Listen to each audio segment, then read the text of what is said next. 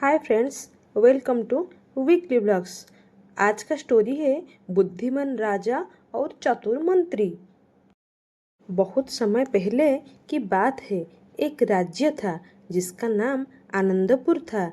इस राज्य के राजा का नाम राजा विदेंद्र था। राजा वीरेंद्र बहुत ही बुद्धिमान और न्यायप्रिय राजा थे। उनके राज्य में सभी लोग बहुत खुश थे और राज्य में शांति और समृद्धि थी। राजा वीरेंद्र के पास एक चतुर मंत्री था जिसके नाम था राजकुमार। राजकुमार बहुत ही समझदार और ईमानदार व्यक्ति था और राजा का सबसे भरोसेमंद सलाहकार था। राजा वीरेंद्र और राजकुमार की जोड़ी ने राज्य को बहुत ही सफलतापूर्वक चलाया। एक दिन राजा वीरेंद्र ने राजकुमार से कहा, हमारे राज्य में सब कुछ बहुत अच्छा चल रहा है, लेकिन मुझे हमेशा यह चिंता रहती है कि कहीं कोई हमारे राज्य को नुकसान ना पहुंचाए। हमें हमेशा सतर्क रहना चाहिए और राज्य की सुरक्षा के लिए नई नई योजनाएं बनानी चाहिए।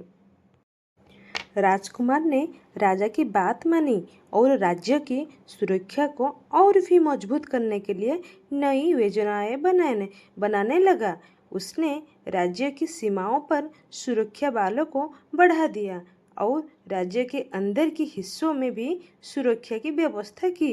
राजकुमार ने राज्य के लोगों को भी सुरक्षा के उपायों के बारे में जागरूक किया और उन्हें सिखाया कि कैसे वो खुद का सुरक्षित रख सकते हैं। एक दिन राज्य में एक अजीब घटना घटी। राज्य में मुख्य बाजार में एक व्यापारी ने शिकायत की कि उसके सारे सोने का सिक्के चोरी हो गए।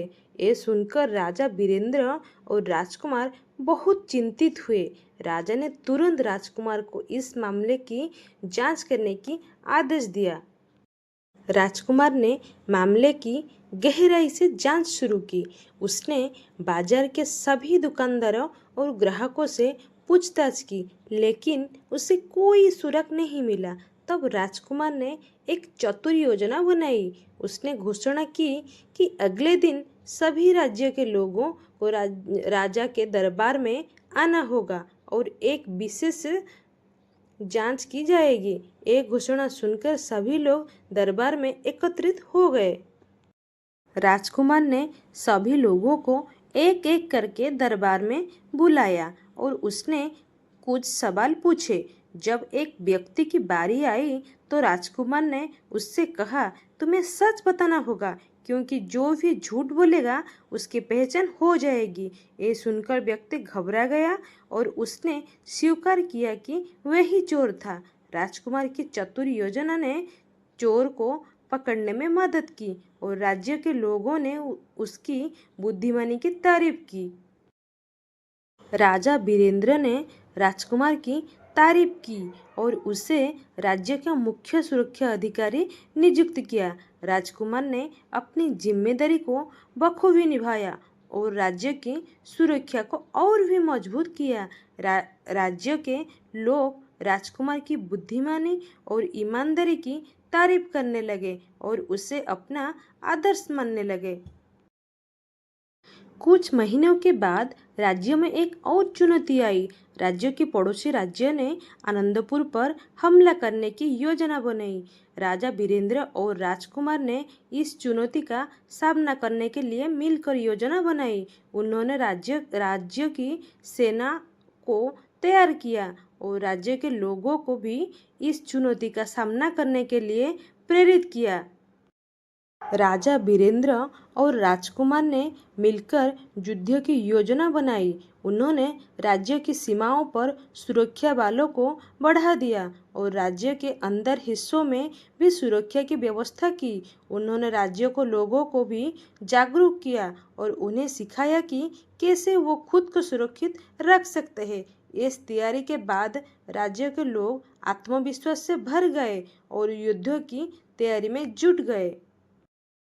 युद्ध का दिन आ गया और पड़ोसी राज्य की सेना ने आनंदपुर पर हमला किया। राजा वीरेंद्र और राजकुमार ने अपनी सेना के साथ मिलकर बहादुरी से लड़ाई लड़ी। राज्य के लोग भी अपनी पूरी ताकत से लड़े और उन्होंने दुश्मनों को हराने में सफलता प्राप्त की। युद्ध के बाद राजा वीरेंद्र ने राज्य के लोगों को धन्यवाद दिया और उनकी बहादुरी की तारीफ की। उन्होंने कहा, हमारी एकजुटता और साहस ने हमें इस चुनौतियों से उबरने में मदद की है। हमें हमेशा एकजुट रहना चाहिए और मिलकर सभी चुनौतियों को सामना करना चाहिए। युद्ध के बाद राज्य में शांति और समृद्धि लौट आई। राजा वीरेंद्र और राजकुमार ने मिलकर राज्य के विकास के लिए नई योजनाएं बनाई। उन्होंने शिक्षा, स्वास्थ्य और कृषि के क्षेत्रों में कई सुधारियां की। राज्य के लोग इन सुधारों में बहुत खुश हुए और उन्होंने राजा और राजकुमार की तारीफ की। राजकुमार ने राज्य के बच्चों के लिए विशेष शिक्षा कार्यक्रम का आयोजन किया। उसने बच्चों को नैतिक शिक्षा, विज्ञान और कला के बारे में सिखाया। उसने बच्चों को सिखाया कि सच्चाई, ईमानदारी और मेहनत से ही सफलता प्राप्त की जा सकती है। राज्य के बच्चों ने राजकुमार से बहुत कुछ सीखा और वो भी अपने जीवन में इन आदर्शों को अपनाने लगे। राज्य की समृद्धि और शांति के बीच एक दिन राज्य में एक नई चुनौती आई। राज्य के मुख्य नदी में पानी की कमी हो गई और राज्य के लोग पानी की समस्या से जूझने लगे। राजा वीरेंद्र और राजकुमार ने इस समस्या का समाधान ढूंढने के लिए मिलकर काम किया।